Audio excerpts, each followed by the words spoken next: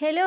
ഇത് കണ്ടോ ഒരു ചെടി? ഞാൻ എന്നും നോട്ടം വിട്ട് സ്വന്തമാക്കിയ ഒരു ചെടിയാണിത്. ഞങ്ങളുടെ വീടിന് താഴ്ഭാഗത്തൊരു വീട്ടിൽ നിൽക്കുന്നതായിരുന്നു. നല്ല രസമായിരുന്നു കാണാന്. അവരൊരു വേലി പോണക്കിത് സെറ്റ് ചെയ്തേക്കുവായിരുന്നു. പൂക്കളോ കാര്യങ്ങളോ ഉണ്ടായി ഞാൻ ഇതുവരെ കണ്ടിട്ടില്ല. പക്ഷെ നമ്മുടെ തഴപ്പായുടെയൊക്കെ ഇല പോണക്കാണ് ഏകദേശം ഇരിക്കുന്നത് കേട്ടോ. അപ്പോൾ ഇത് ഒരെണ്ണം കിട്ടണമെന്ന് എനിക്ക് ആഗ്രഹം ഉണ്ടായിരുന്നു. കഴിഞ്ഞ ദിവസം എനിക്ക് അവരുടെ വീട്ടിലൊന്ന് പോകേണ്ടി വന്നു. അപ്പം ഞാൻ അവിടുത്തെ അമ്മച്ചിയോട് ചോദിച്ച് വാങ്ങിച്ചതാണേ ഇതേ. അപ്പോൾ നല്ല രസമില്ലേ കാണാന്? അപ്പം ഇന്നലെ വൈകിട്ട് ഞാൻ ഇത് ഒടിച്ചുകൊണ്ട് വന്നിട്ട് ഒരു ഗ്ലാസ്സിൽ കുറച്ച് വെള്ളം ഒഴിച്ച് വെച്ചേക്കുമായിരുന്നു.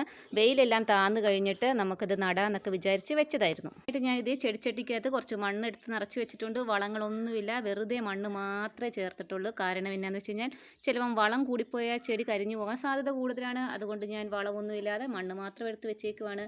അപ്പോൾ ഇത് ചെടി കണ്ടപ്പോൾ മുതൽ എൻ്റെ മനസ്സിലൊരാഗ്രഹമായിരുന്നു, ഇങ്ങനെ വേലിപ്പത്തൽ പോലെ നിന്ന് കഴിഞ്ഞാൽ ഇതിനത്ര ഭംഗി ഉണ്ടാകുമെന്ന് എനിക്ക് തോന്നുന്നില്ല.